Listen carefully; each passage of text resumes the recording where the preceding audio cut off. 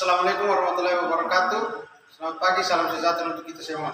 Terima kasih atas kesempatan yang diberikan kepada kami kelompok 5 untuk mempresentasikan hasil diskusi kami tentang kalimat efektif. Namun sebelum daripada itu kami akan memperkenalkan diri kami masing-masing. Nama saya Yufil Wegelan Snope sebagai moderator. Nama saya Daniel Jigabaka sebagai pemateri pertama. Nama saya Awe Melda Talendu sebagai pemateri kedua. Nama saya Jessica Nurleni sebagai pemateri ketiga. Nama saya Rita Pina Badakari sebagai pemateri keempat. Baik, saya memberikan kesempatan kepada para pemateri untuk menyampaikan materi. Jadi baik, saya pemateri pertama akan menjelaskan pengertian kalimat. Kalimat adalah suatu bahasa berupa kata atau rangkaian kata yang dapat berdiri sendiri tanpa menyatakan makna yang lengkap. Kalimat adalah satuan bahasa terkecil yang mengungkapkan pikiran yang utuh, baik dengan cara lisan maupun tulisan. Dalam wujud lisan, kalimat diucapkan dengan suara naik turun dan keras lembut, disela jeda dan diakhiri dengan intonasi akhir. Sedangkan dalam wujud tulisan huruf Latin, kalimat dimulai dengan huruf kapital dan diakhiri dengan tanda titik. Untuk menyatakan kalimat berita atau yang bersifat informatif, tanda tanya. Untuk menyatakan pertanyaan dan tanda seru.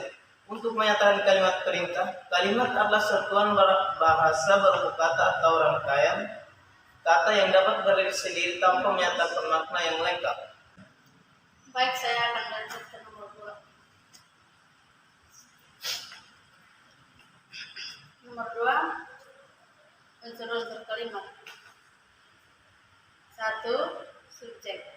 Subjek sering disebut sebagai unsur inti atau unsur pokok pada sebuah kalimat. Biasanya berupa kata-kata benda dan biasanya terletak sebelum unsur predikat. Subjek adalah bagian yang berfungsi untuk menunjukkan pelaku dalam kalimat. Pada umumnya, subjek terbentuk dari kata benda, nomenia, serta diletakkan di awal kalimat. Tidak hanya kata subjek, juga bisa diisi dengan frasa ataupun klausa. 2. Predikat. Predikat yaitu unsur yang berfungsi menerangkan yang sedang dilakukan subjek pada kalimat. Predikat biasanya menggunakan kata kerja ataupun kata sifat. Namun tidak hanya itu saja loh, predikat juga dapat diisi dengan kata sifat dan kata benda. Letak predikat yaitu berada di antara subjek atau objek. Nah, cara untuk mengetahui predikat dalam kalimat, kamu dapat memberikan pertanyaan mengapa dan bagaimana pada kalimat tersebut. 3. Objek. Objek biasanya terletak sesudah predikat. Dapat dikatakan objek merupakan keterangan yang berkaitan dengan predikat atau sesuatu yang menderita. Tapi pada kalimat pasif, objek menjadi subjek. Posisi objek harus selalu berada di belakang predikat.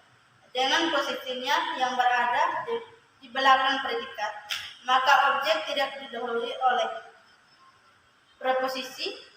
Pada umumnya, objek itu diisi oleh kelas atau nomina, frasa nomina atau klausa.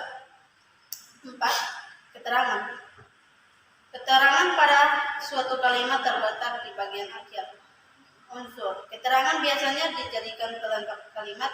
Keterangan biasa diisi oleh frasa kata atau anak kalimat. Keterangan yang berupa frasa akan ditandai dengan preposisi ke, di, dari, pada, dan dalam, kepada, terhadap, untuk, oleh, dan tentang. Sedangkan keterangan yang berupa anak kalimat ditandai dengan preposisi karena, ketika, jika, meskipun, supaya, dan sehingga. 5. Pelengkap. Meskipun berfungsi hanya melengkapi kalimat, pelengkap adalah unsur yang melengkapi predikat. Hal inilah yang menunjukkan bahwa posisinya berada di belakang predikat. Namun posisinya yang berada di belakang predikat terkadang agak menyulitkan untuk membedakan dengan objek. Ada satu cara yang dapat kamu lakukan untuk mendefinisinya. Nomor 3, struktur kalimat.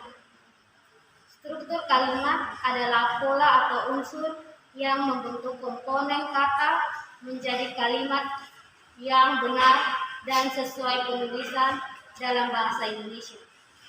Untuk menggunakan kalimat efektif, ada 4 komponen struktur utama, yaitu subjek, predikat, objek, keterangan, yang mana lebih dikenal dengan singkatan SPOK. Berikut ini adalah contoh-contohnya. Subjek, pola paragraf yang pertama adalah subjek ini merupakan komponen paling awal atau berada di posisi depan pada sebuah kalimat. Subjek ini bisa berupa kata atau frasa benda yang berfungsi sebagai pokok pembicara. Yang kedua, predikat. Sementara itu, untuk membuat pola paragraf yang baik dibutuhkan kalimat dengan skop yang baik pula. Setelah menentukan subjek, Anda harus memiliki predikat. Predikat merupakan unsur yang menjelaskan suatu subjek yang sedang dibicarakan. Struktur kalimat berupa predikat umumnya memuat kata kerja yang bisa bersifat aktif maupun pasif. Karena berisi kata kerja, pada umumnya kata tersebut menjelaskan pekerjaan yang sedang dilakukan oleh subjek. Yang ketiga, objek dan keterangan. Pada penyusunan struktur kalimat pun harus memiliki objek dan keterangan. Objek dan keterangan mempunyai kemiripan. Perbedaannya terletak pada kegunaan dan peletakan. Objek bisa berperan sebagai subjek ketika Anda membuat kalimat pasif. Namun, keterangan tidak bisa menjadi subjek untuk kalimat pasif.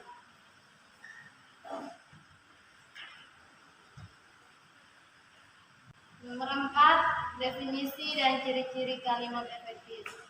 Menurut Kamus Besar Bahasa Indonesia, kalimat adalah satuan bahasa yang secara relatif berdiri sendiri, mempunyai pola intonasi binal dan secara aktual ataupun potensial terdiri atas klausul.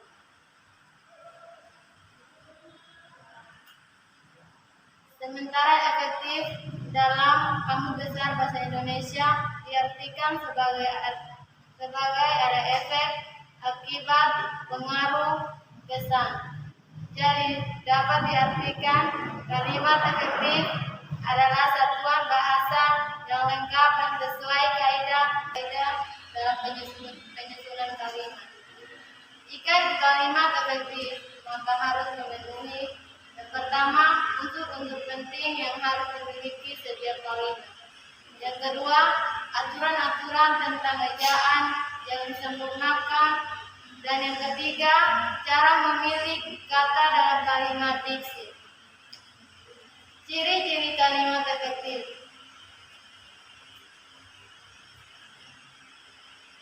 Masih dalam buku karya Edi Suyanto, ciri-ciri kalimat efektif yang mudah dipahami pendengar atau pembaca antara lain mencakup yang pertama, kesatuan dan kesepadan. Kalimat efektif harus memiliki keseimbangan antara pikiran atau gagasan dengan struktur bahasa yang dipergunakan. Kesepadanan kalimat ini dapat dilihat dari struktur bahasa dalam mendukung gagasan atau konsep yang merupakan kepaduan pikiran. Pada umumnya dalam sebuah kalimat terdapat satu ide atau gagasan yang hendak disampaikan. Kesatuan dalam suatu kalimat bisa dibentuk jika ada keselarasan antar subjek, prediktif, objek, dan prediktif keterangan. Teks, deskripsi, arti, mengerti ciri-ciri dan struktur.